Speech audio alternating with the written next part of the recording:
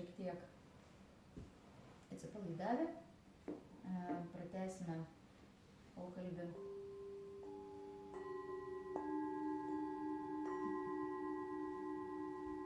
Kaip yra svarbu patenkinti šitus 5 poreikius, kad mūsų mąstymas būtų pozityvus.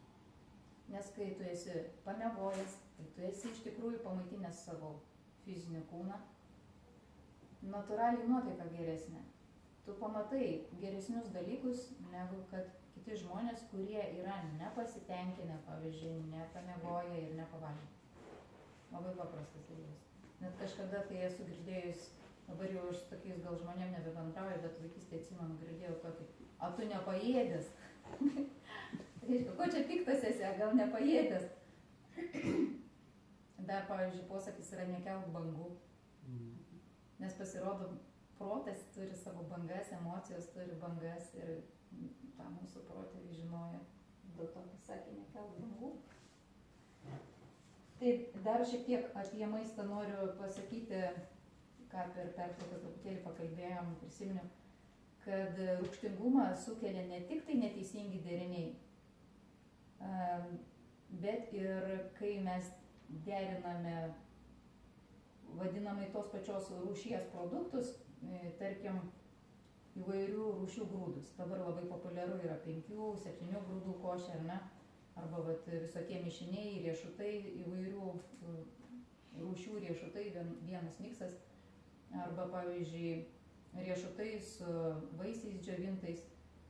Tai kelia rūgštingumą, nes kiekvienam šitam dalykui suvirškinti reikalinga atskira rūgštis. Ir kai daug labai skrandis preorganizuoja rūgščių, tos rūgštis pradeda kilti viršų, jų per daug tiesiog. Ir plus yra varginamas skrandis, ir plus iš galvos eina energija į skrandį.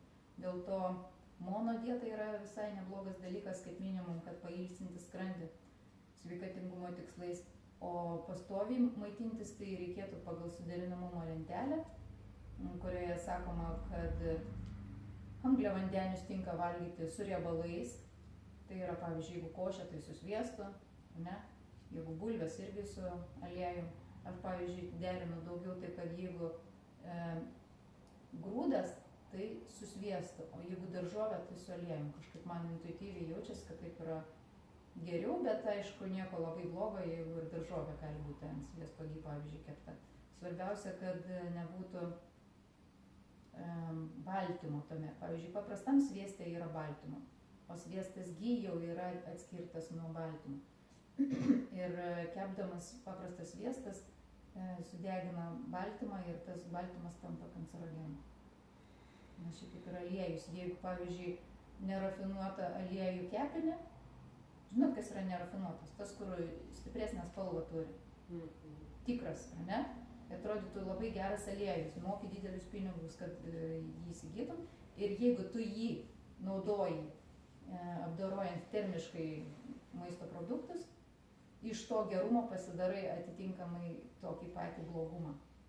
Ant kiek jis buvo geras, ant kiek jis pasidaro blogas, todėl kad sudega maistingos medžiagos ir tampa kancerogenas. Iš vis aliejų nelabai galima naudoti. Jo, ir šiais laikais mūsų lietuviškos rinkoje nėra teisingo aliejų. Nei vieno beveik nėra. Taip, ką pasakiau, tos pačios rūšies nevalgyti, ar ne? Geriau, pavyzdžiui, ir dar ką valgyti galima, jeigu baltymas, tai irgi tinka su žalumynais ir su riebalais. Angliavandenis tinka su žalumynais ir su riebalais. Ir baltymas tinka su žalumynais ir riebalais. O baltymas su angliavandeniu jau netinka. Nu, tam kartu tiek. Taip. Dabar atverčiu pažinimo stadijas. Oi, kiek čia daug prirašyta. Oho. Tai parodo, kad mes negalim iš karto norėti šitos paskutinės stadijos. Mums geriau visų pirma suprasti, kad mes tik tais ilgimės tiesos. Paskui mes tos tiesos tik tai ieškome. Tada mes proto veiklą susiaurinam Ir jau vadinamai atrandam tą tiesą ir nukreipiam savo dėmesį į tiesą. Tyriname tada tą protą. Reiškia, jau esi pažinęs, kad tu esi visuma, bet dar turi ką veikti, dar turi karmą ir dar turi savo charakterį, dar darai klaidas. Taip, va toks. O paskui dar sekanti būsena, kurios tokios būsenos žmogaus aš nelabai esu sutikusi šitam savo gyvenime. Jis yra niekam nepavaldus, atliekamos tik būtinos pareigos ir veikia dar karma, bet ne visos karmos rūšis, bet čia irgi neišsiplėsiu. O paskui yra būsena, kada visur ir visada mato vien tik tai vienį. Nu, čia yra Brahmana parašyta. Brahmanas tai yra tas vienis. Ir vis dėlto dar čia ne paskutinė, ne galutinė būsena, galutinė yra turija būsena. Ir dar jinai turi savo porą lygių. Nuolatinėje samadhi būsenoje būna žmogus. Samadhi tai yra aukščiausia būsena, kurios aš sakau, gal kažkokį blyksnį esu patyrus, bet labai daug apie tai šnekėti negaliu, nes tiesą sakant, kai yra toj būsenoj žmogus, jis jau šnekėti nebenori. Ir tokio lygio žmonės jau nebūna tarpe mūsų, tik tais jų mokiniai eina į viešumą ir skleidžia idėją, kad tai egzistuoja.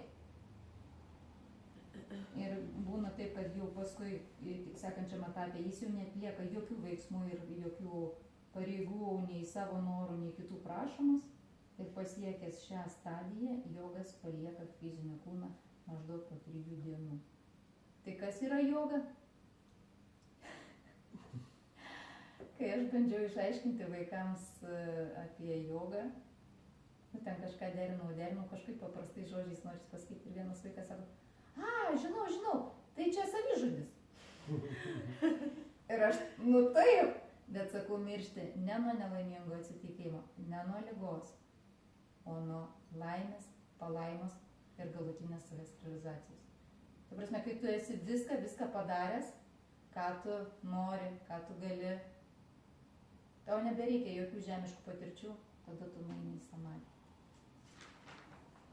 Tai va, ir šitoj vietoj pakalbėsime apie tą pirmą laiptelį. Yra 8 pakopė tokia joga, aštanga joga vadinasi. Ir ta aštanga joga turi 8 pakopas. Čia yra parašytos, ne tą apačiu vis dėlto. Čia yra parašytos pirmos 2 8-pakopės jogos pakopos. Tai yra jama ir nijama. Paskui pasirodė tik tais, kai tu būni pripraktikavęs pilnai santykis su savimi, tiksliau santykis su aplinka būna tobulas. Santykis su savim, kai būna tobulas. Tik tada tu gali pradėti praktikuoti asanas. Tai yra trečias laiptelis arba trečias lygis arba trečias stadijas. Pagal senovinį tą jogos, sakykime, disciplinos visą normalų kelią. Tik tai, kai tu prisipraktikavęs tobulai jau įvaldęs fizinį kūną, esi labai lankstus ir, aišku, mityba įvaldęs, ten jau ką mes kalbėjom, tenais miegas, ten bendravimas, mąstymas, ten pozityvus, viską. Kai visas šitas tiesas esi įvaldęs, tik tais tada gali daryti asanas, kai esi įvaldęs asanas, tik tais tada gali daryti pranajamą. Pranajama tai vėl, kaip minėjau, gyvybinės energijos pasisavinimas ir valdymas savo organizme.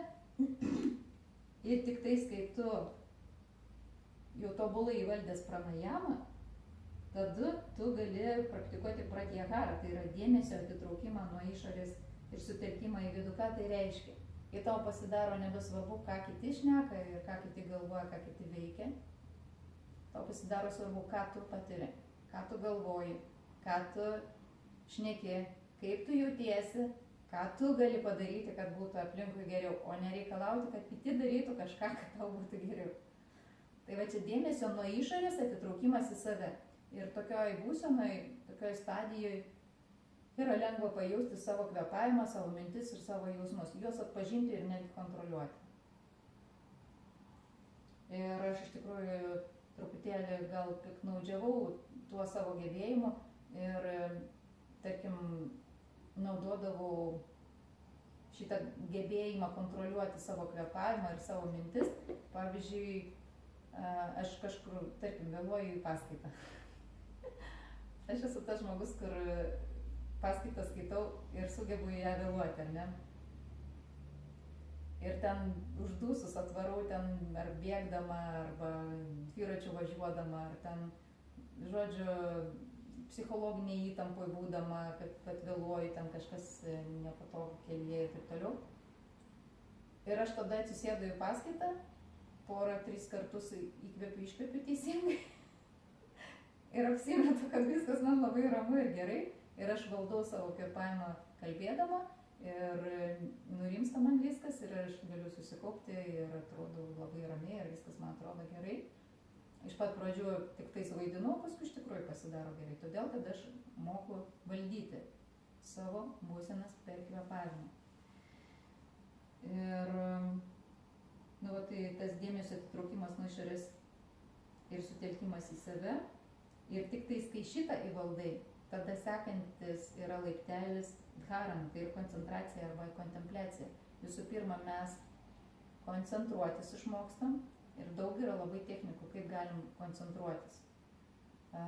Vieni žiūri į ugnį, kiti į vandenį stebi, kiti į kažkokį ženklą susikoncentruoja, pavyzdžiui, ženklą Om arba į kryžių. Čia labai grūbus pavyzdžiai, yra daug visokių kitokių ženklų. Arba mokytojo paveikslą kažkokį pasideda, arba šventojo paveikslą pasideda ir į jį medituoja. Ne medituoja, koncentruojasi. Kai tu pradedi sugebėti išlaikyti dėmesį ilgiau ties savo koncentracijos tašku, tada prasideda kontempliacija, kai tu susitapatini su tuo, į ką tu koncentruojasi. Ir tada tu pradedi suvokti, netgi galbūt pajausti, ką jaučia ugnis, į kurią tu koncentruojasi. Ką jaučia vanduo, į kurį koncentruojasi, ką reiškia kažkoks ženklas, nors tu neturėjai jokių žinių apie tą ženklą. Tu tiesiog matai formą kažkokią ir tu pradedi suvokti, ką jinai reiškia. Nes tu ilgą laiką į tai koncentruojasi ir tau iš ten ateina informacija. Ir galim sakyti, tu kontaktuoji su tuo, į ką tu žiūri, ką tu stebi. Ir tik tai, kai koncentracijos taškas yra nukeliamas į save, pavyzdžiui, kai iškeli klausimą, kas aš esu, arba netgi dėčiau lygybės ženklą ties tuo. Kai tu keli klausimą, kas yra Dievas,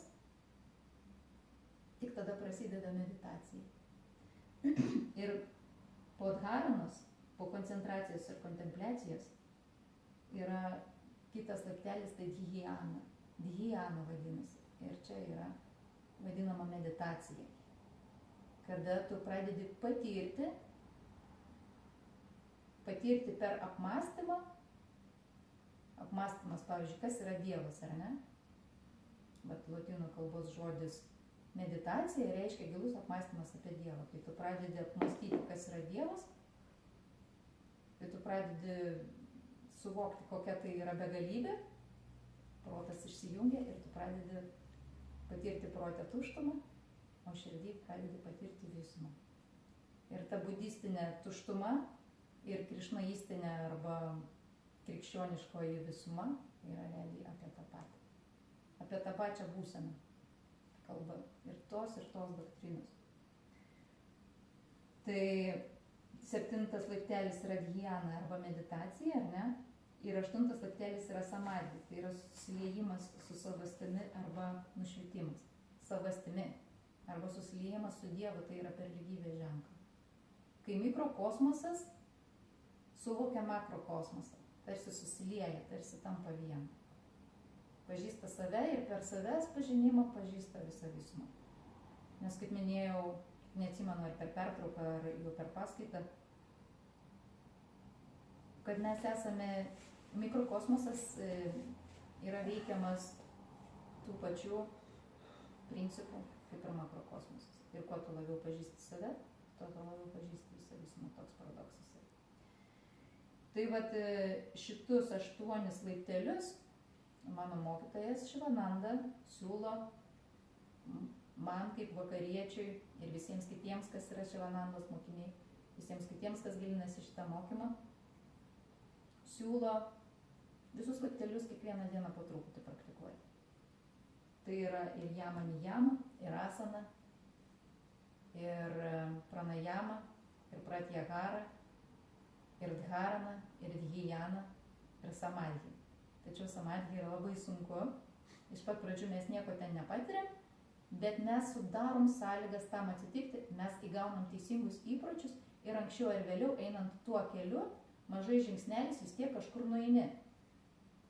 Ta linkme nueini kažkur, o ne kita linkme. Ir visos didelės kelionės prasideda nuo pirmo žingsnio. Ir kodėl aš siūlau panagrinėti pirmas 2 pakopas visų pirma? Todėl, kad kai šitas 2 pakopas įgyvendini, nors vieną kažkurią, tai pavyzdžiui, vieną dieną dirbi su taika, kitą dieną dirbi su tiesa, trečią dieną dirbi su sąžiningumu, o galima net ne dienom, o savaitėm dirbti, pavyzdžiui, vieną savaitę dirbi su taika. O kaip čia? Nu, pavyzdžiui, tu stengiasi niekam nekenkti. Ne tik tai nevalgyti mėsos dėl to, kad mėsos valgymas tai reiškia, kad nužudytas gyvūnas, ar ne, yra dėl tavęs. Čia ne vien tik tais apie gyvybės išsaugojimą. Pavyzdžiui, aš praktikuodama šitą laiptelį, šitą punktą, suvokiau, kad norėti kažko iš kažko, tikėtis kažko iš kažko yra akimsos sulaužimas. Rimtai? Todėl, kad vienas dalykas, ką reiškia tikėtis? Tai reiškia vos ne kad reikalauti. Pranti, čia net nėra prašymas, tu gali prašyti, bet tai nereiškia, kad tavo prašymas bus patenkintas. O kai tu tikiesi, kad jis bus patenkintas. Bet gali ramiai tikėtis. Taip, gali. Nu čia vėlgi žodžių, žinai, ką tau reiškia tas žodis. Ar pušinė ar nepušinė? Taip. Jeigu nepušinė, viliesi, yra žodis viliuosi, ar ne? Viltis. Bet yra žodis tikėtis. Netgi netikėti, o tikėtis. Sangražos dalykyte is. Tis. Reiškia, kad man tai būtų. Aš tikiuosi. Si. Aš tikiuosi. Man tas reikalinga. Mano mikrokosmosai tai reikalinga. Tai čia su taika? Tai yra nebe taika, nes tu kažko iš kažko nori. Jis gali pajausti spaudimą ir tai yra prievarta. Kur yra prievarta, ten nebėra taikos. Taika yra be prievartos dalykas. Komunikuoti apie tai, pavyzdžiui, pasakyti, kad man būtų gerai, aš norėčiau, kad taip ir taip būtų. Kas tai yra su tavim, pavyzdžiui, susiję, ne, aš norėčiau, kad tu kažkaip būtum. Bet nesitikėti, kad taip ir bus. Gali tikėti, kad tai bus, laukti to, bet tikėtis jau yra prievarta. Tai va čia tiek apie gimsą norėjau pasakyti. Galima ir taip, bet aš pakalbėjau apie tai, kad būtų apmąstyta. Jo. Ir tu, kai bus kažkokia situacija, tu pradėsi atpažinti, aš čia dabar tikiuosi, ar aš tikiu. Ir viliuosi. Va, toliau apie satją, tarkim, galim pakalbėti. Kas yra tiesa? Ir ką, pavyzdžiui, daryti, jeigu tu kažko nenori pasakyti? Norėtum užglaistyti kažkokį faktą. Bet čia irgi slėpimų, tai visokių tiesų yra. Jo. Vienam tokia tiesa, kitam kitokia tiesa. Ne, tiesa yra tiesa. Tiesa yra nemelas, sakykim taip. Jeigu tau yra tai tiesa, tai tau yra tiesa. Tau tai nėra melas. Kaip sakoma, vienos tiesos nėra, ar ne? Kaip tu irgi pradėjai apie tai sakyti. Dėl to ir neverta įrodinėti savo tiesos niekada. Jei tu matai, kad kyla konfliktas, kad nebūtų pažįsta himsa, geriau pasišalinti ir tiesiog neįrodinėti. Iš tos temos pasišalinti. Tai apie satiją noriu papasakoti. Kodėl aš visą tai pasakoju, nes čia, kai tą įgyvendini, nors vieną kažkurį pradedi gyventi, iš karto rimsta protas, nes kas darosi švarėja sąžinė. Dar labai išvarina sąžinę karma joga. Tai reiškia kažkokių nesavanaudiškų darbų darimas. Kad būtų ne tik tau gerai, bet ir aplinkai būtų gerai nuo to darbo. Tai tas irgi labai skaistina. O čia bus skaista kažkur. O čia va. Ir tada brahmačarėje visi žmonės yra įpratę vadinti tai seksualinės energijos sublimacija, bet skaista yra ne vien tik tai seksualinės energijos sublimacija, o tiesiog ramybė vidinė. Išsityrinimas, išsigryninimas, kad kai tu visus va šitus va laikaisi, tada nebesinori ir sekso. Tai jogai neseksaluoja. Ne. Tai yra nesveika, sakykime, taip, jogo matymu, tai yra visiškai nenormalu ir nesveika. Tai dėl to tie, kurie nuoširdžiai praktikuoja dvasinės praktikas, turi seksualinės energijos vadinamai, ne tai, kad sulaikymą, bet krikščionis vadina sulaikymu, čia neteisingas žodis. Teisingas žodis yra sublimacija arba perkeitimas. Tai reiškia, kaip aš minėjau, kad apatinės čakros irgi yra reikalingos, jos yra fundamentalios ir tą energiją mes naudojam, kad užsipildytų viršutinės čakros ir kad atskleistų jas ir kad jos sužydėtų kaip gėlės, dėl to čakros yra piešimos kaip lotosai. Nes ten yra energetiniai kanalai tokie, jie taip išsidėlioja kaip gėlių žiedlapiai. Ir jeigu per juos pradeda tekėti didesnis kiekis energijos, jie vadinamai netgi pradeda švytėti. Ir yra žmonės, kas tai mato ir tai vadinasi užsipildžiusi čakra. Gerai, tarkim, visi žmonės pradeda praktikuoti jogą ir jie eina tuo keliu. Tai kaip dauginsis populiacija? Išnyksta žmonija, taip. Tai va. Bet nieko nėra amžino. Ar čia būtinai turi daugintis tą populiaciją? Man atrodo, kad žmonės turi žmogišką įkūną tam, kad patirtų tam tikras patirtis.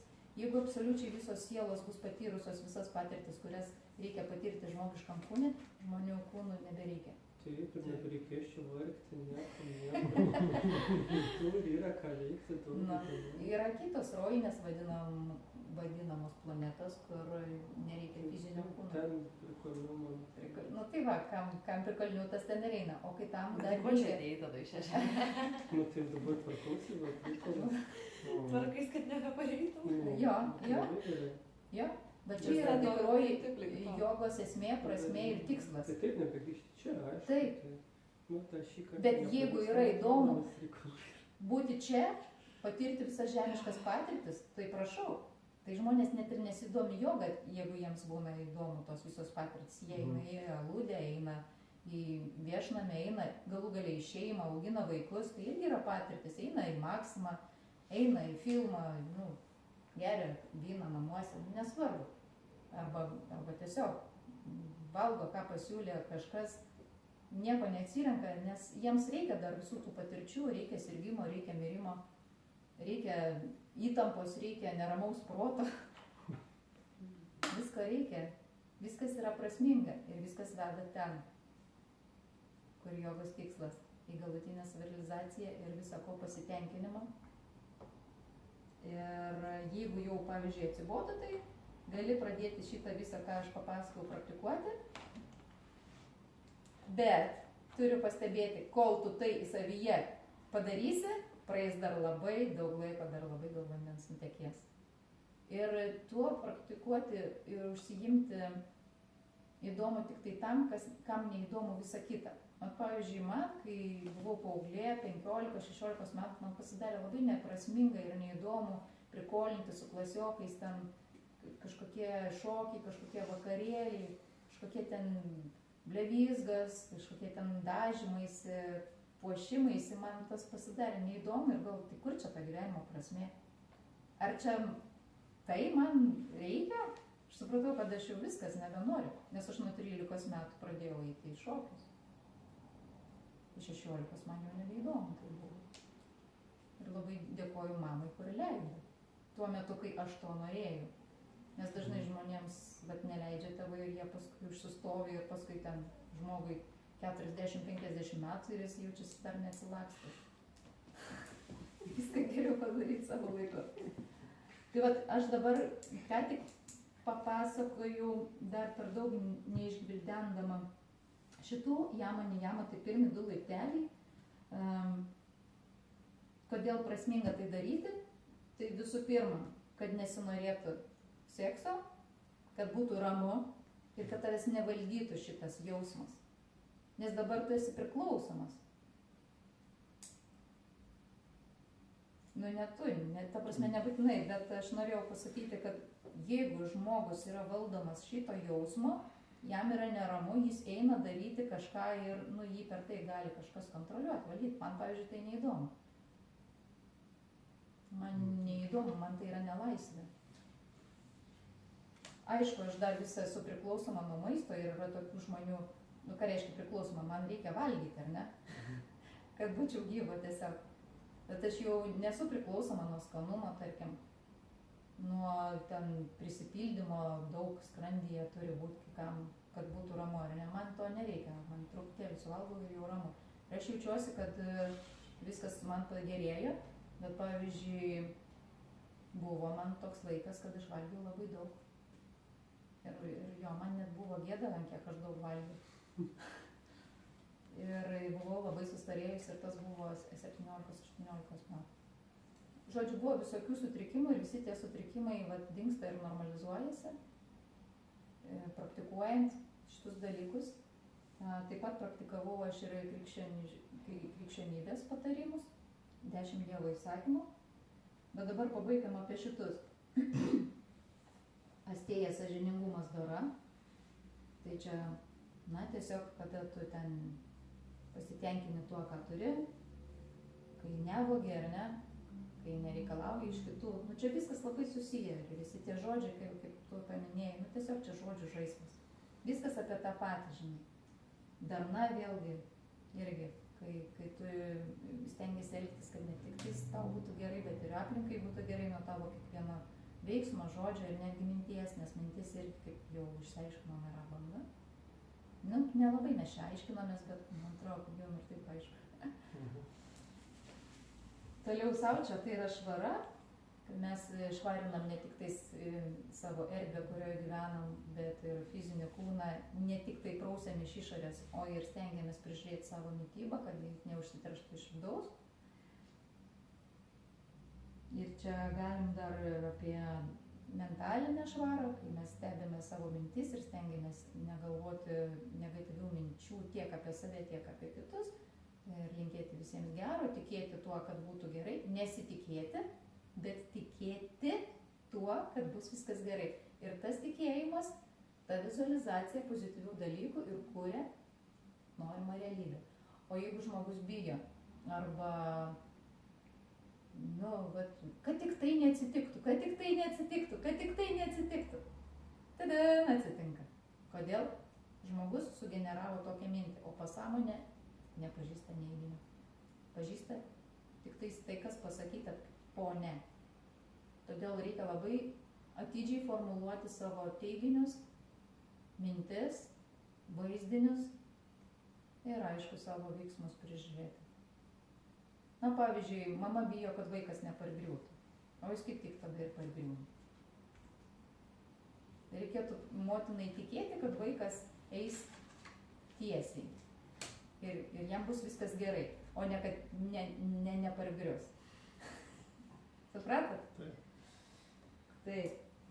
Tai apie tą ir vidinę švarą, taip, apie mentalinę švarą, apie kalbos švarą.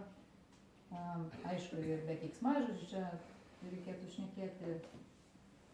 Tas viskas veikia mūsų sąmonę. Toliau pusantošo tai pasitenkinimas tuo, ką turi. Vėlgi čia sąžiningumas, darna, skaista. Viskas yra apie tą patį. Apie tiesą dar truputėlį gal paminėsiu tokį pasakojimą, labai gerą, žinau, Pryčia vadinasi.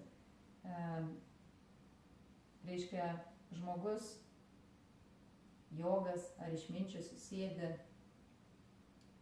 po medžiu kalnuose, kažkur dar nelabai aukštai, nes dar medžiai auga. Ir pro jį bėga bėgliai. Ir tie bėgliai sako, o šventas žmogau, gal tu galėtum mus apsaugoti nuo plėšikų, mus vejasi plėšikai. Jisai pajuto, kad čia tikrai taip yra ir jo, verta jiems padėti. Sako, gerai, aš jums padėsiu. Tada tie bėgliai nubėgo, jisai atsistojo ir atsisėdo po kitų medžių. Atbėgo plėšikai ir sako, O šventas žmogau, sakyk, ar čia neprabėgo tokie tai bėgliai? Jie žino, kad šventas žmogus negali meluoti. Taip? Ir ką šventas žmogus atsako? Nuo to sykio, kaip aš sėdžiu po šitų medžių, dar niekas neprabėgo. Va, tie plėšikai galvoja, kad šventas žmogus sėdi ilgai po medžiu ir tikėtina, kad čia ilgą laiką jau niekas neprabėgo. O jis tiesiog persėdo po kitų medžių ir jis nepamelavo ir apsaugojo bėglius. Tai apie tiesą, kad nebūtina kažkaip tai gudrauti, meluoti, bet tu turi būti vadinamai gudrus, kad nesugadintum šitos vietos, nes kai žmogus yra netiesa kalbis, tada išsibalansuoja mūsų pasąmonėje minčių pildymo mechanizmas. Mes esame taip sukurti, pagalvojau, pasakiau, padariau. Matot, ką aš padariau kokį veiksmą. Tai čia yra tas pasižegnojimas. Sugalvojau, pasakiau, padariau. O jeigu, pavyzdžiui, galvoju vieną, kalbuoju kitą, nebesupranta rankos, kurią mintį materializuoti. Tai va dėl to labai svarbu tiesa ir tai irgi yra švara. Ta vidinė švara, minčių švara. Toliau disciplina, askezė.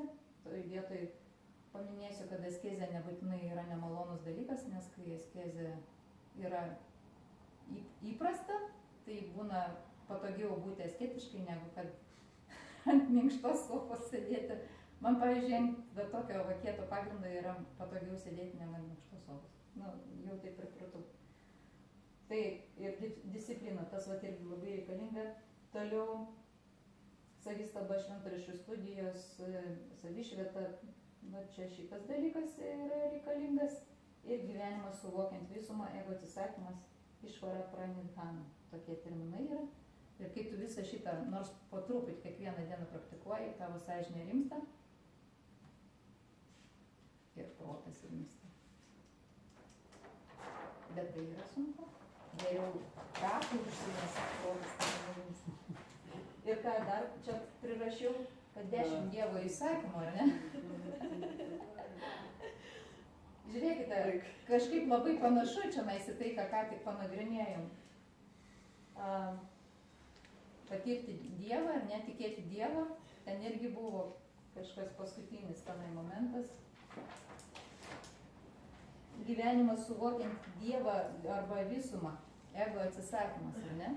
Ir dabar šitoje vietoje noriu paaiškinti ir išsiplėsti, ką reiškia neturėk kitų dievų, tik mane vieną. Aš manau, kad religijai uždėjo savo suvokimą žmonėms ir dabar visi žmonės suvokia, kad netikėk į Krišną, netikėk į Budą, netikėk į Alachą, o tikėk į Kristų. Vienas dalykas, Kristus yra ne Dievas, o Dievo sūnus. Antras dalykas, Alachas, žodis Allah, jų kalba, kas ten tokie? Musulmonai. Musulmonų visų ta, kokie jie ten kalba? Arabų kalba reiškia Dievas. Tiesiog Dievas, tik tai kita kalba, tai visiškai tą patį reiškia.